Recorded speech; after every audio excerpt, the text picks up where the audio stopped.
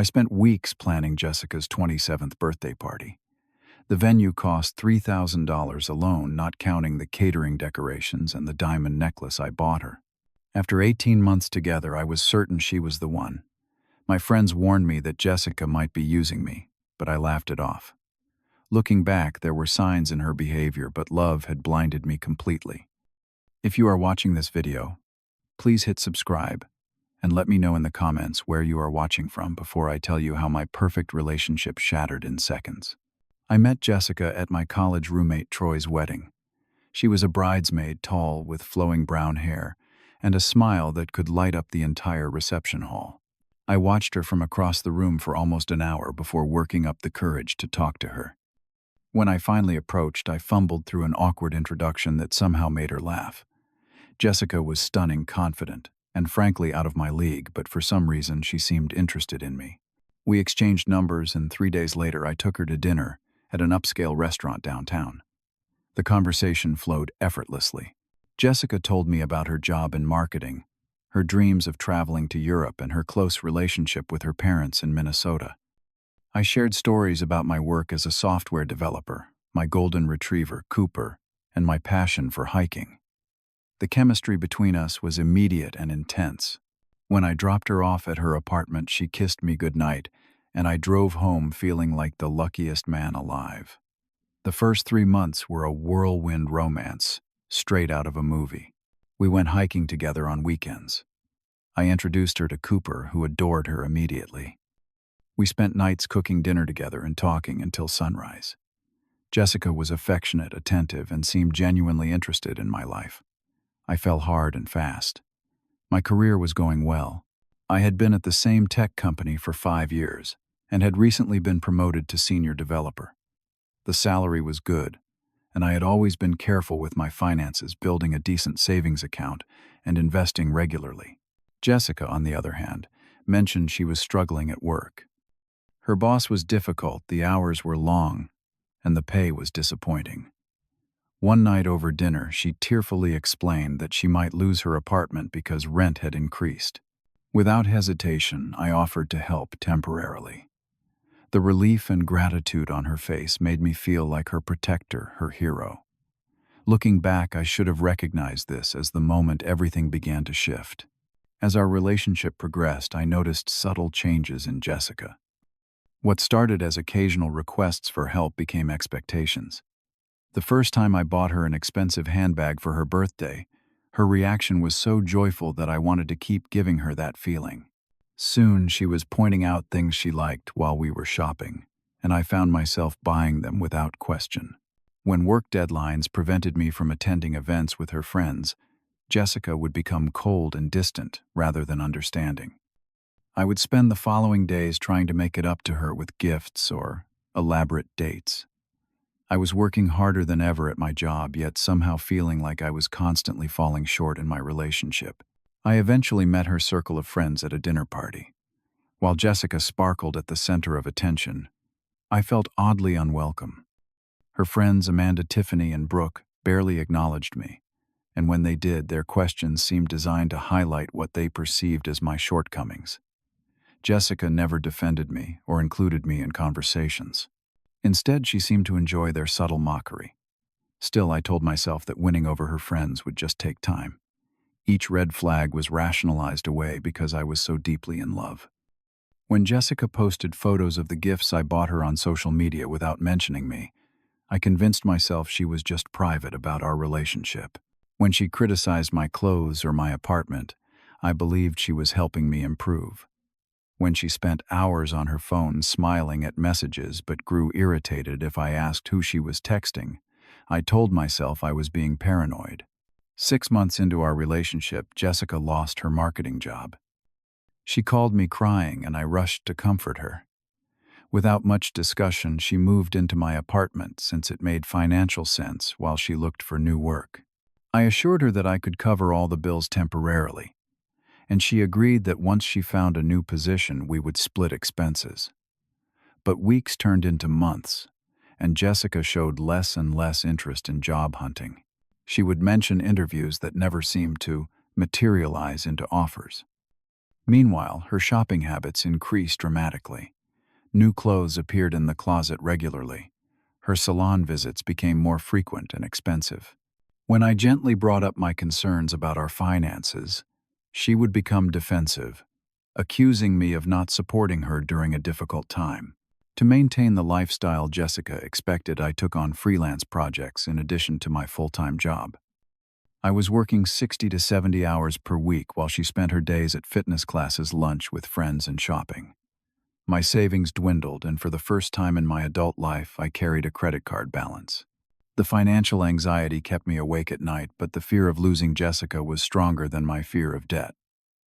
As her 27th birthday approached, Jessica began dropping hints about what she expected. She wanted a party at the Bellevue, the most exclusive venue in the city. She wanted catering from Alessandro's, her favorite Italian restaurant. She mentioned a diamond necklace she had seen at Tiffany's no less than a dozen times. The total cost would be well beyond what I could afford, but after a year and a half together, I wanted to prove my commitment. I maxed out 2 credit cards securing the venue and catering. I put in extra hours on freelance projects to afford the necklace. For weeks, I operated on 4 hours of sleep per night, fueled by coffee and the anticipation of seeing Jessica's face when she saw what I had done for her. The night before the party, I stayed up until 3 in the morning, finalizing details, arranging for flowers to be delivered, and confirming with the DJ. Despite my exhaustion, I was hopeful that this perfect birthday would strengthen our bond and perhaps even set the stage for a proposal in the near future. I arrived at the Bellevue 3 hours early to oversee the final preparations. The venue was stunning, with floor-to-ceiling windows overlooking the city skyline.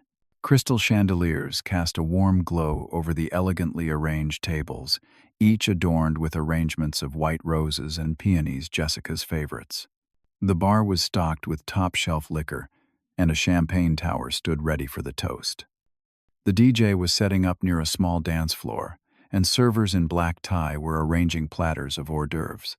When Jessica arrived, she wore a tight red dress that I had never seen before. For a moment, when she walked in and saw the transformation of the space, her eyes widened with genuine surprise and pleasure.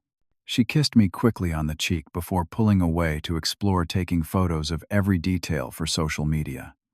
I followed behind her, pointing out specific touches I had included just for her, like the custom cocktail named after her hometown and the playlist featuring all her favorite songs. She nodded distractedly, already focused on her phone. Guests began to arrive, and Jessica was immediately surrounded by her friends. I greeted people and played the role of host, getting drinks and showing people to their tables. When Amanda, Tiffany, and Brooke arrived together, they barely acknowledged me before rushing to Jessica with excited squeals. Throughout the evening, I would approach these small circles of conversation, only to have the topic shift abruptly or for someone to give me a task that would take me away from the group. As the night progressed, Jessica drank steadily, becoming louder and more animated. She showed off the diamond necklace I had given her earlier that day, but when people asked about it, she mentioned only the brand and the quality of the stones, never that it was a gift from me. I found myself standing alone by the bar, watching the party I had created and paid for unfold without me. I overheard snippets of conversation that made me increasingly uneasy. Tiffany saying to Brooke, "I cannot believe he actually did all this." Brooke responding with, "She told me last week he would. She has him completely wrapped around her finger." Both of them dissolving into laughter before noticing me nearby and abruptly changing the subject. Jessica paraded around with her gifts, showing them off to each guest with delight, but never once coming to find me or including me in her celebrations. I was beginning to feel like a prop rather than a partner.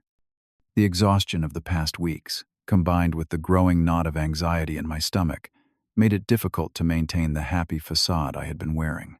Amanda approached me at the bar, slightly drunk and apparently feeling bold. "You really go all out for her, huh?" she asked, studying me with an expression that looked almost like pity. "I love her," I replied, simply uncertain why I suddenly felt defensive. Amanda took a long sip of her drink. "Must be nice for her," she said, "having someone who gives everything and expects nothing." Before I could respond, she added. Has she introduced you to all her friends yet? Something in her tone suggested this was not an innocent question. I think I have met most of them, I said carefully. Amanda raised an eyebrow. Interesting. Really interesting. She walked away, leaving me with a growing sense of unease that I could not quite define. By 10:30, the party was in full swing. Jessica had been drinking steadily since her arrival and was visibly intoxicated. She suddenly climbed onto a chair and clinked her glass loudly with a knife. The music stopped and the room gradually fell silent as everyone turned to look at her. I watched from near the bar, expecting some kind of thank you speech. I want to make a toast.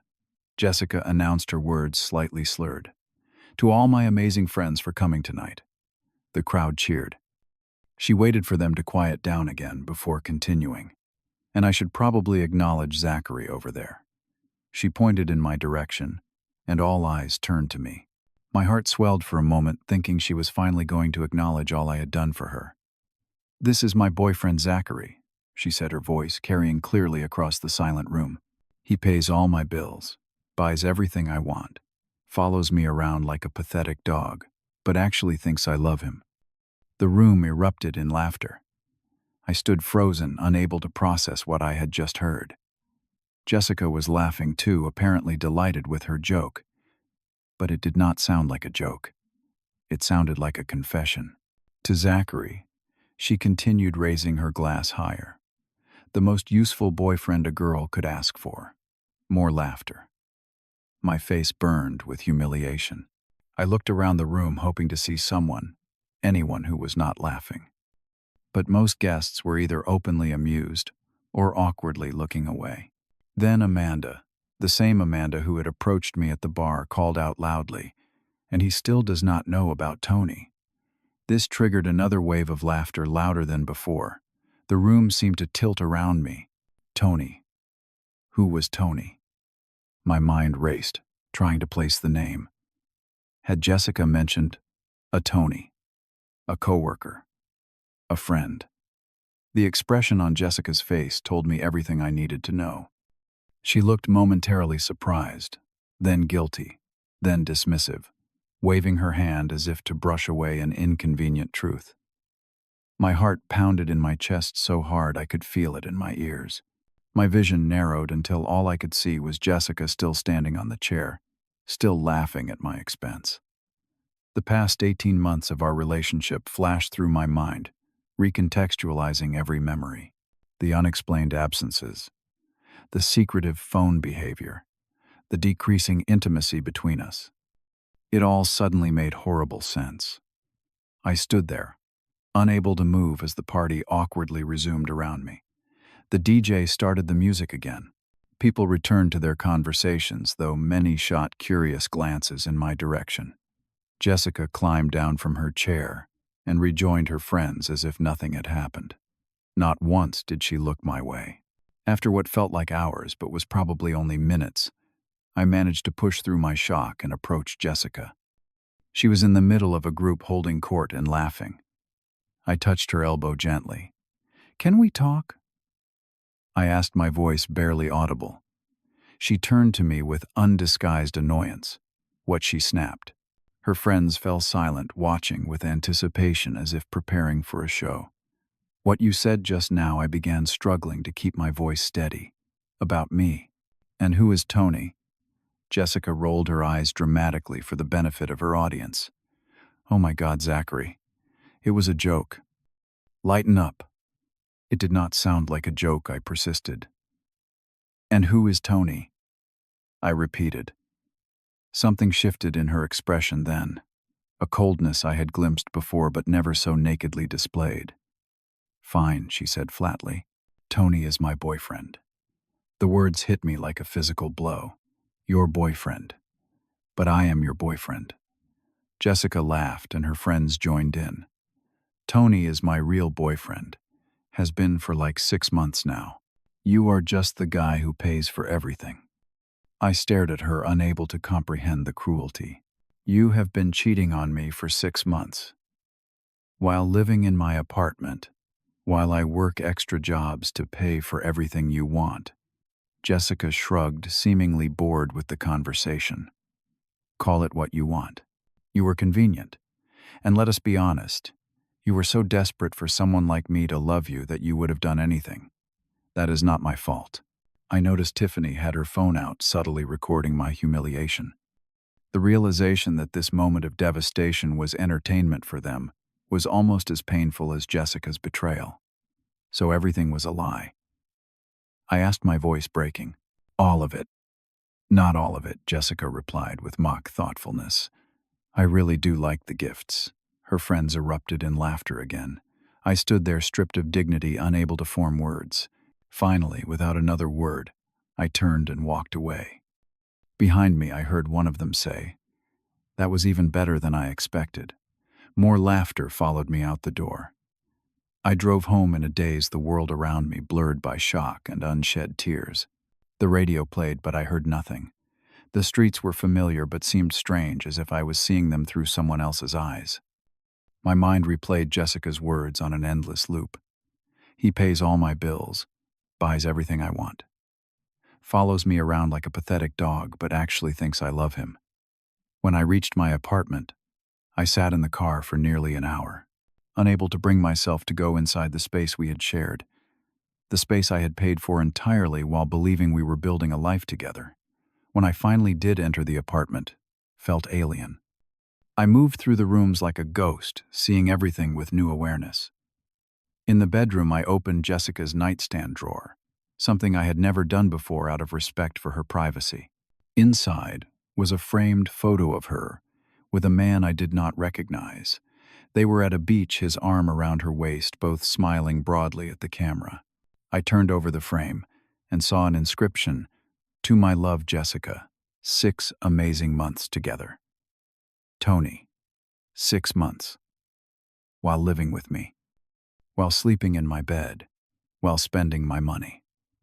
I moved to the closet and found shopping bags hidden in the back, price tags still attached to designer clothes I had never seen her wear.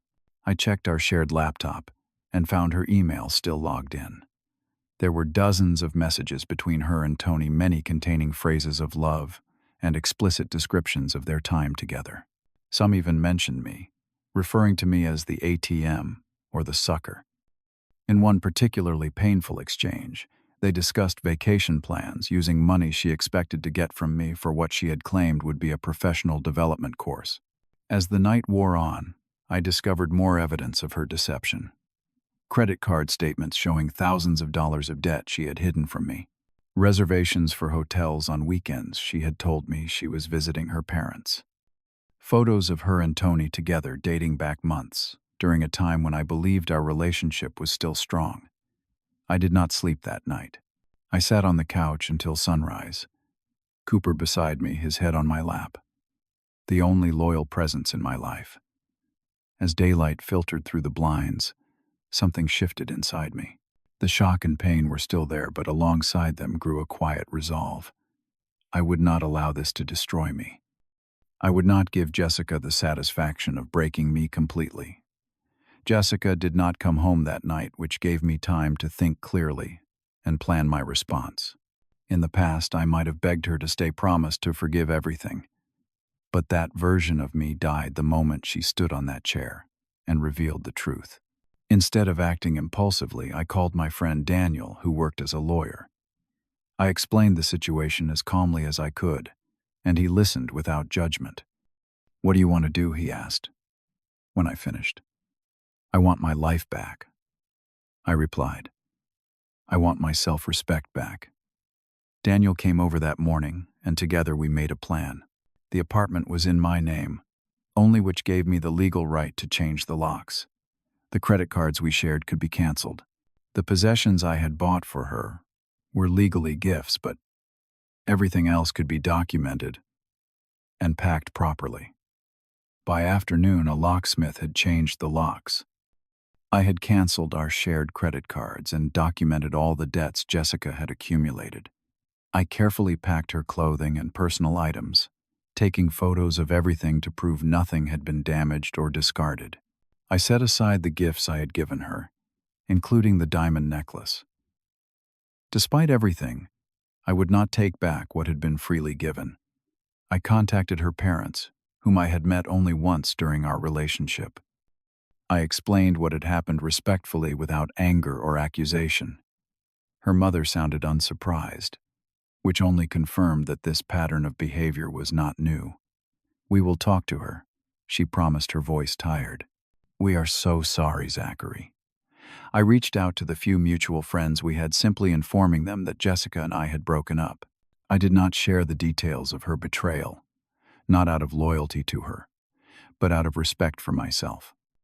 I would not participate in turning our relationship into gossip, no matter how she had humiliated me. Jessica returned the following day, letting herself in with her key only to find it no longer worked. She called me immediately, her voice a mixture of confusion and indignation. "Why does my key not work?" she demanded without preamble. "I changed the locks," I replied calmly. "Why would you do that?" she asked, as if the events of her birthday party had never occurred. "You know why, Jessica. You made things very clear last night." There was a pause on the line. "I was drunk, Zachary. I did not mean any of that." "I think you did," I said. "And even if you did not, some things cannot be unsaid." "So what, you are breaking up with me?" she asked, her tone incredulous, as if I was the one behaving irrationally. "Where am I supposed to live?" "That is not my concern anymore," I told her. "I have packed your things. You can pick them up today. I will leave them with the doorman." "You cannot do this," she exclaimed, her voice rising. "After everything we have been through, after everything I have been through," I corrected her. "After working myself to exhaustion to pay for your lifestyle, after being humiliated in front of all your friends, after finding out about Tony." Another pause. "Fine," she finally said, her voice cold. "I will get my stuff. But this is not over." She arrived an hour later with Tony in tow, apparently intended as intimidation. He was taller than me, more conventionally attractive, with the kind of confidence that comes from never having faced real consequences. I met them in the lobby, where I had arranged for the doorman to witness the exchange. "These boxes have all your personal items," I explained, gesturing to the neatly packed containers. "I have included an inventory list with everything. The gifts I gave you are in the smaller box, including the necklace from your birthday." Jessica looked surprised at this, perhaps having expected me to demand the return of the expensive items. Tony stood with his arms crossed, trying to look menacing but mainly appearing ridiculous in the dignified setting of my apartment building lobby. "You think you are so noble." Jessica sneered, her beautiful face contorted with anger. "You are just a doormat that finally found its spine." "I have videos," I said quietly. "From the party, of your toast, of our conversation afterward. I also have copies of all the credit card statements and emails. I do not want to use any of it, but I will, if you try to create problems for me." The color drained from her face. Tony looked confused, then concerned as he processed what this might mean. "You recorded me without permission." Jessica sputtered, trying to regain the upper hand.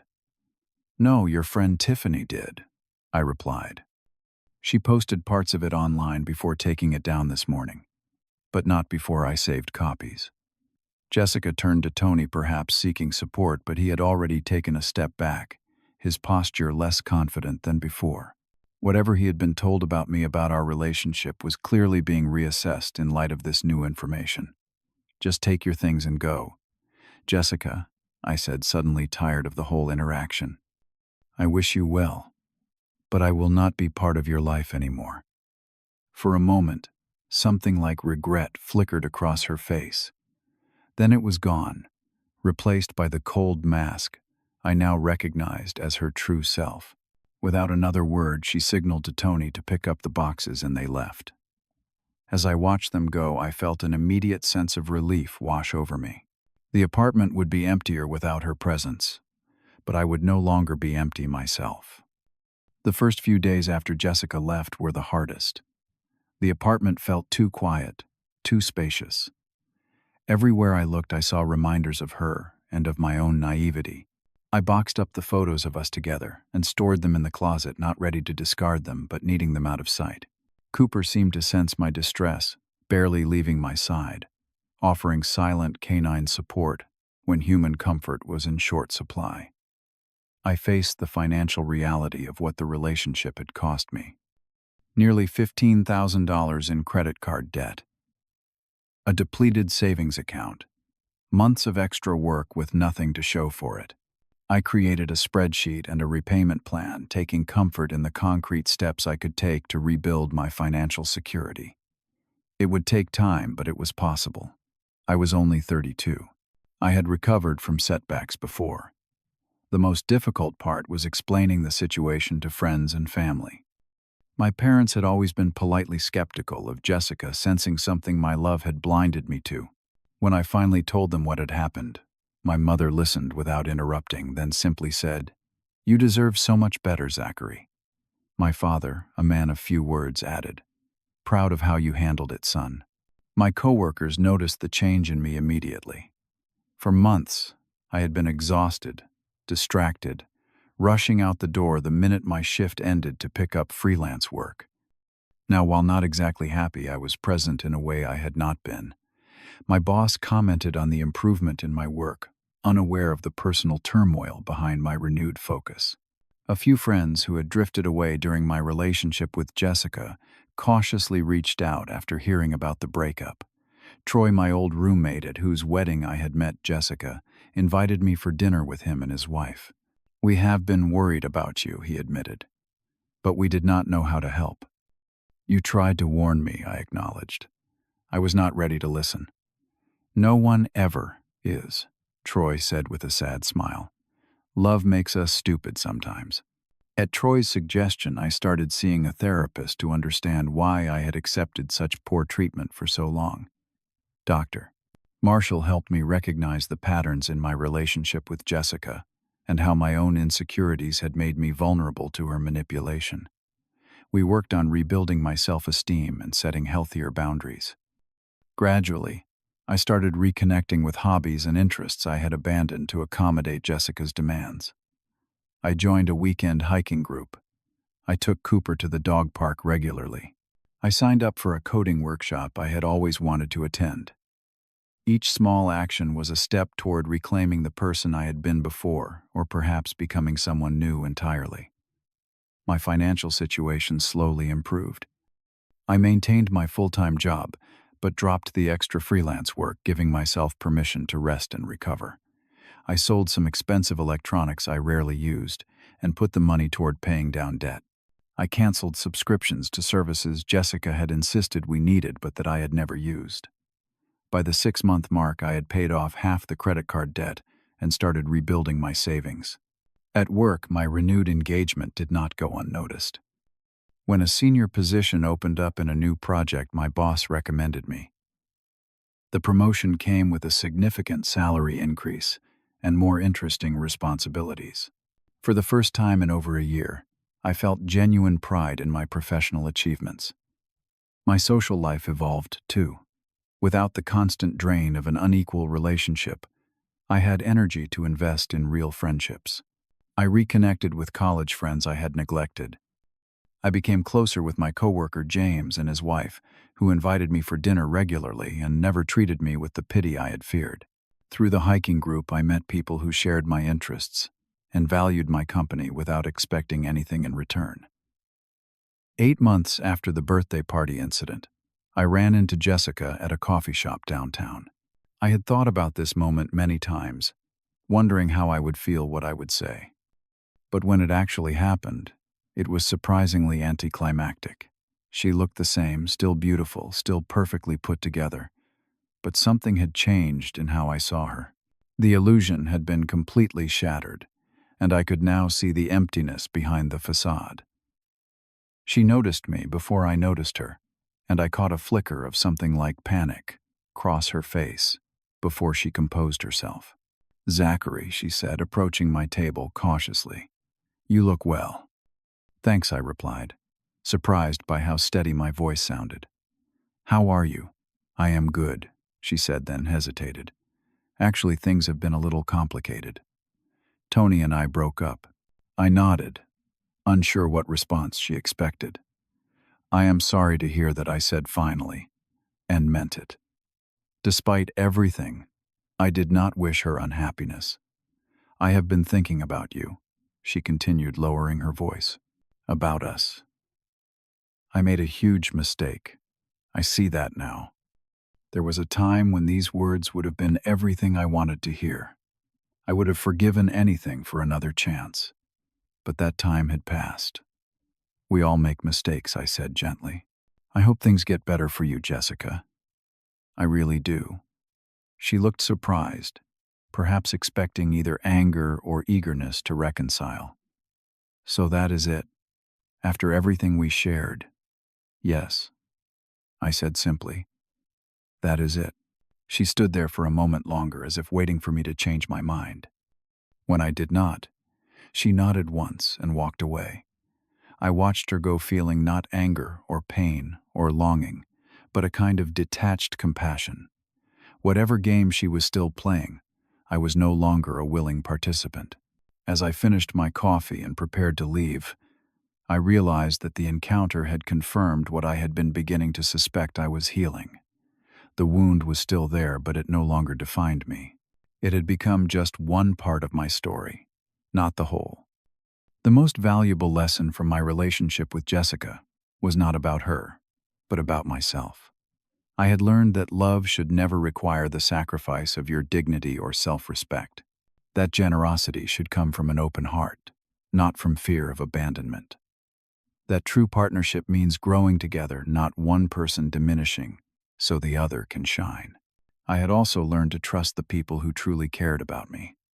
My friends had seen what I could not, and though I had not been ready to hear their warnings, they had been right. In rebuilding my life, their support had been invaluable, a reminder that not all relationships are transactional. Today, my life looks very different than it did a year ago. My apartment is smaller, but entirely my own. My savings account is slowly growing again. My job challenges and fulfills me. My friendships are genuine and reciprocal. I am cautiously open to the possibility of dating again, though in no rush to dive back in. When the right person comes along, I will approach the relationship with both an open heart and open eyes. Looking back on that painful birthday party, I can now see it as the moment that forced me to reclaim myself. In her cruelty, Jessica inadvertently gave me a gift far more valuable than anything I ever gave her: the chance to rebuild my life on a foundation of self-worth and authenticity. What about you? Have you ever had to make the difficult choice between staying in a comfortable but unhealthy situation or taking the harder path toward self-respect? Leave a comment below sharing your experience. And if this story resonated with you, please like, subscribe, and share with someone who might need to hear it. Thank you for listening to my journey. And remember that sometimes the most painful endings lead to the most meaningful beginnings.